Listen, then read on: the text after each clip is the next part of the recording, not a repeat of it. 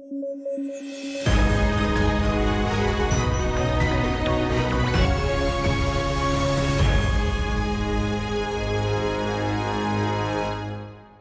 News at 9 programme में आपका स्वागत है। मैं हूं अमृत उपाध्याय। आइए जल्दी से देखें आज के हेडलाइंस। चर्चा में साहिबी नदी को पुनर्जीवित करने की बनाई जा रही है योजना। राजस्थान से बहते हुए आती है दिल्ली। अंगोला ने ओपेक की सदस्यता छोड़ने का किया निर्णय। तेल उत्पादन के टारगेट को लेकर हुए मतभेद। अंगोला है अफ्रीका का दूसरा सबसे बड़ा तेल उत्पादक देश। और फ्रोजन फूड के लिए नया टेम्परेचर स्टैंडर्ड चर्चा में। 3 डिग्री सेल्सियस के इजाफे से होंगे कई फायदे। कार्बन उत्सर्जन में होगी भारी कमी। आइए खबरों की शुरुआत करें। एक पुरानी कहावत है, अकबर बांधी ना बंधु ना रेवाड़ी जाऊं, कोट तलाकर नीकसूं साबी नाव कहाऊं। इसका मतलब है कि अकबर के बांधने से भी नहीं बंधूंगी और न ही रेवाड़ी जाऊंगी। मैं कोट कासिम के पास से निकलती हूं और साबी नाम से जानी जाती हूं। कहा जाता है कि अपने समय में मुगल बादशाह अकबर ने एक नदी को बांधकर रेवाड़ी शहर ले जाने का प्रयास किया था, जिसमें वो नाकामयाब रहा था। इसीलिए ये कहावत प्रचलित हो गई। दरअसल यहाँ हम बात कर रहे हैं साबी नदी की। इसे आज साहिबी नदी के नाम से जाना जाता है। पिछले कई सालों से साहिबी नदी को पुनर्जीवित करने की चर्चा गर्म है। तो चलिए अब साहिबी नदी के बारे में बात करते हैं। साहिबी नदी का उद्गम स्थल राजस्थान के नीम का थाना जिले में सेवर पहाड़ियों के पूर्वी ढलान से है और इसमें आसपास के गांवों से होकर बहने वाली कई छोटी नदियों का पानी मिलता है। आसपास के समुदाय गवाही देते हैं कि साबी के रूप में जानी जाने वाली यह नदी अपने अच्छे दिनों यानी 1978 से कुछ समय पहले तक पूरे साल पानी से लबालब रहती थी। यह सूखती थी तो केवल गर्मियों के महीनों में। अपने मार्ग को बदलने की प्रवृत्ति की वजह से फेमस साहिबी सामान्यतः 3 मीटर और बाढ़ के दौरान इससे अधिक गहरी हो जाती थी और इसकी चौड़ाई 400 मीटर से लगभग 3 किलोमीटर के बीच थी। मानसून के दौरान यह ऊंचे भूभाग पर बसे गांवों को टापू बना देती थी। कोटकासिम जैसे कुछ गांवों में बाढ़ रोकने के लिए चारों तरफ तटबंध भी बनाए गए थे। इस नदी के कारण आसपास के क्षेत्र में अच्छी किसानी होती थी। पहले नदी के आसपास के गांवों में भूमिगत जल 3 मीटर की गहराई पर उपलब्ध था। जल की इस प्रचुरता ने क्षेत्र को कृषि संपन्न बना दिया था। नदी के पास मिट्टी की उच्च नमी से विशेष लाभ हुआ करता था और सिंचाई की आवश्यकता नहीं पड़ती थी। पानी की प्रचुरता ने वनस्पतियों को बढ़ाने में भी योगदान दिया था। 1978 के बाद से साहिबी नदी बदहाल होने लगी। इसमें आखिरी बार प्रवाह 1990 के दशक के मध्य में दर्ज किया गया। अब साहिबी से सटे इलाकों में भूजल स्तर 30 मीटर से लेकर 67 मीटर तक गिर गया है और कुछ स्थानों में इसका स्तर बेड रॉक यानी आधारशिला के करीब पहुंच गया है। स्थानीय समुदाय नदी की दुर्दशा के लिए अरावली में खनन, वनस्पति को नुकसान, वर्षा में गिरावट के साथ चेक डैम और सड़कों के निर्माण से मौसमी धाराओं की रुकावट को संयुक्त रूप से जिम्मेदार मानते हैं। आज की तारीख में इस नदी का हाल और भी बदतर हो गया है। आज इस नदी को नजफगढ़ नाले के रूप में जाना जाता है। यह नदी राजस्थान से हरियाणा होते हुए दिल्ली तक बहती है। हालांकि दिल्ली में साहिबी के रास्ते का पता लगाया जा सकता है, लेकिन इसका पानी अब शहर तक नहीं पहुंचता। नदी को पुनर्जीवित करने की योजना की बात करें तो योजना यह है कि पहले दिल्ली में 12 किलोमीटर तक नदी को पुनर्जीवित किया जाएगा और फिर राष्ट्रीय राजधानी की सीमा के भीतर नदी के पूरे 57 किलोमीटर के हिस्से को पुनर्जीवित कर जलमार्ग के रूप में विकसित किया जाएगा। GIS सॉफ्टवेयर का उपयोग करके ये पता लगा है कि नदी लगभग 317 किलोमीटर लंबी है। दिल्ली के सिंचाई और बाढ़ नियंत्रण विभाग के एक अधिकारी का कहना है कि सफाई, गाद निकालने और तटबंधों की बहाली की योजना बनाई गई है। सिंचाई विभाग पुरानी गाद निकालने और तटबंधों की बहाली को देखेगा। वहीं दिल्ली जल बोर्ड को 126 नालों को नदी में गिरने से रोकने और पानी के उपचार का काम सौंपा गया है।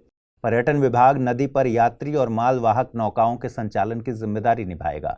लेकिन दिल्ली में नदी को पुनर्जीवित करने की योजना तभी सफल हो सकती है जब राजस्थान और हरियाणा जैसे राज्य भी इस दिशा में सकारात्मक पहल करें।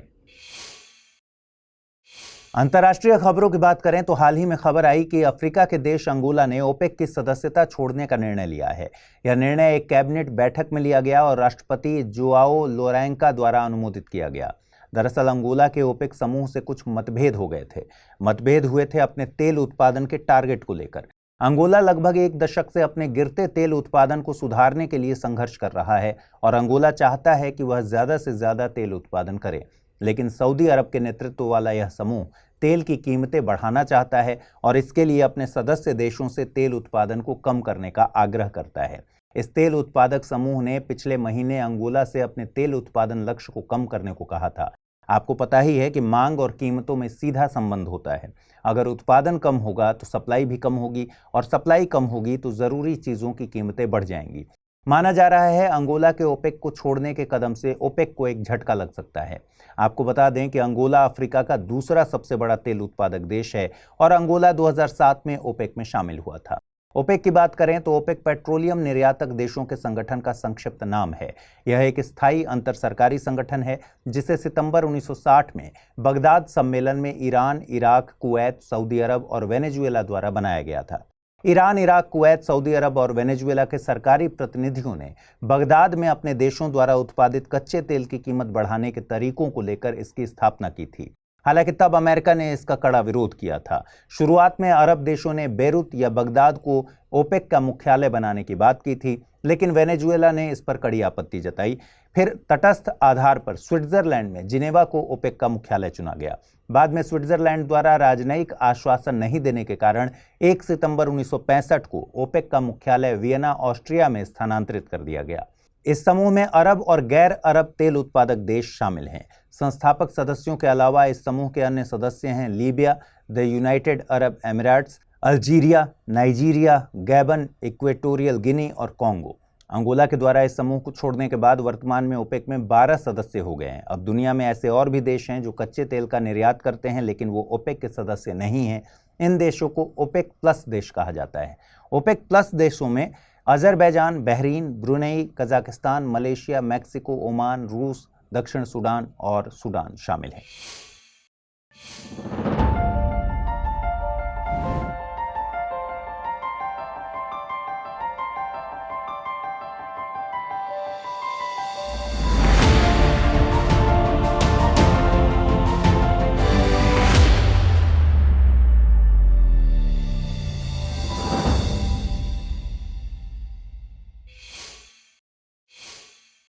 क्या आप जानते हैं कि फ्रोजन फूड को स्टोर करने के लिए कितना टेम्परेचर खाने की क्वालिटी के साथ साथ पर्यावरण और जलवायु परिवर्तन के नज़रिए से सही है?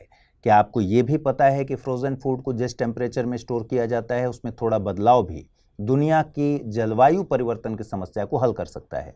दरअसल फ्रोजन फूड को स्टोर करने वाले टेम्परेचर पर एक रिपोर्ट प्रकाशित हुई। रिपोर्ट का कहना है कि खाद्य पदार्थों को स्टोर करने के लिए रेफ्रिजरेशन के दशकों पुराने स्टैंडर्ड में महज 3 डिग्री सेल्सियस का इजाफा पर्यावरण और जलवायु के लिहाज से बेहद फायदेमंद साबित हो सकता है। गौरतलब है कि वैश्विक स्तर पर फ्रोजन फूड को स्टोर करने के लिए -18 डिग्री सेल्सियस का मानक तय किया गया था। हालांकि फ्रोजन फूड को स्टोर करने के लिए टेम्परेचर का यह स्टैंडर्ड 1930 के दशक में तय किया गया था। इस स्टैंडर्ड को बदलने के लिए वैज्ञानिक और उद्योग जगत लंबे समय से मांग करते रहे हैं। 3 डिग्री ऑफ चेंज नामक इस रिपोर्ट के मुताबिक स्टैंडर्ड में 3 डिग्री सेल्सियस का इजाफा यानी बढ़ोतरी खाद्य उद्योग के कार्बन उत्सर्जन को सीमित करने में मददगार साबित हो सकता है। रिपोर्ट के निष्कर्ष बताते हैं कि तापमान को -18 डिग्री सेल्सियस से -15 डिग्री सेल्सियस करने से हर साल इसकी वजह से हो रहे कार्बन उत्सर्जन में भारी कमी हो सकती है। अनुमान है कि यह कमी करीब 38 लाख कारों को सड़क से हटाने के बराबर है। रिपोर्ट के मुताबिक इससे हर वर्ष करीब 25 टेरावाट घंटे ऊर्जा की बचत होगी, जो कि केन्या की कुल ऊर्जा खपत की दोगुनी और यूके की कुल वार्षिक ऊर्जा खपत के करीब 8.63% के बराबर है। यह स्पष्ट तौर पर बताता है कि इससे न केवल पर्यावरण को फायदा पहुंचेगा बल्कि इसका आर्थिक रूप से भी सकारात्मक प्रभाव पड़ेगा। विशेषज्ञों का कहना है कि 3 डिग्री सेल्सियस का यह प्रस्तावित बदलाव खाद्य सुरक्षा या उसकी गुणवत्ता से समझौता नहीं करेगा। उनके मुताबिक इससे फ्रोजन फूड के भंडारण और परिवहन के तरीके में बदलाव के अवसर पैदा होंगे। रिपोर्ट के मुताबिक इंसानों की खपत के लिए हर साल जितना भी भोजन उत्पादित किया जाता है उसका करीब 12% केवल टेम्परेचर को ठीक तरह से नियंत्रित न करने की वजह से खराब हो जाता है। यह भोजन हर साल 100 करोड़ लोगों का पेट भरने के लिए पर्याप्त है। जिस तरह से वैश्विक आबादी बढ़ रही है उसे देखते हुए खाद्य पदार्थों की मांग भी लगातार बढ़ रही है। ऊपर से जलवायु में आता बदलाव खाद्य उत्पादन पर असर डाल रहा है। ऐसे में इस नुकसान को दूर करके न केवल किसानों को फायदा पहुंचाया जा सकता है, इसके साथ ही इससे खाद्य सुरक्षा के मुद्दे में भी मदद ली जा सकती है। रिपोर्ट के मुताबिक हर दिन करीब 25,000 लोग खाने की कमी से जान गंवा रहे हैं, जबकि बड़ी मात्रा में खाद्य पदार्थ ऐसे ही बर्बाद हो जाते हैं। इतना ही नहीं, रिपोर्ट में इस बात का भी जिक्र है कि 2050 तक कृषि उत्पादकता 30% तक कम हो जाएगी। हालांकि इसके बावजूद विडंबना ये है कि हर साल करीब 13% खाद्य उत्पादन रिटेल दुकानों तक पहुंचने से पहले ही खराब हो जाता है, जबकि एक अन्य अनुमान के मुताबिक करीब 17% खाद्य उत्पादन घरों, फूड सप्लाई और रिटेल में बिक्री के दौरान खराब हो जाता है। खाद्य उत्पादन की यह बर्बादी पर्यावरण पर भी भारी दबाव डाल रही है। अनुमान है कि जितने खाद्य उत्पादन का नुकसान या बर्बादी हो रही है, वो खाद्य प्रणाली के कुल ऊर्जा उपयोग का करीब 38% खर्च कर रहा है। यह बड़े पैमाने पर होते उत्सर्जन के साथ साथ सालाना 250 घन किलोमीटर ताजे पानी का भी उपयोग कर रहा है। इतना ही नहीं, इसके उत्पादन के लिए 140 करोड़ हेक्टेयर कृषि भूमि की भी जरूरत पड़ती है, जो वैश्विक स्तर पर कुल कृषि भूमि का करीब 30% है। इंटरनेशनल इंस्टीट्यूट ऑफ रेफ्रिजरेशन के मुताबिक रेफ्रिजरेशन से हर साल करीब 180 करोड़ टन खाद्य पदार्थों को फायदा होगा, लेकिन यह रेफ्रिजरेशन पर्यावरण और आर्थिक रूप से महंगा है। ऐसे में इसके नए मानक ऊर्जा उपयोग के साथ साथ बढ़ते उत्सर्जन को कम करने में भी मददगार साबित हो सकते हैं, क्योंकि ऐसे बहुत से खाद्य उत्पाद हैं जिन्हें इतना ज़्यादा ठंडा रखने की ज़रूरत नहीं है। उनके मुताबिक कोल्ड चेन सुरक्षित और पौष्टिक भोजन तक पहुंच सुनिश्चित करने में महत्वपूर्ण भूमिका निभाती है और यह पहल खाद्य प्रणाली को बेहतर बनाने के साथ साथ वैश्विक खाद्य सुरक्षा में भी योगदान दे सकता है।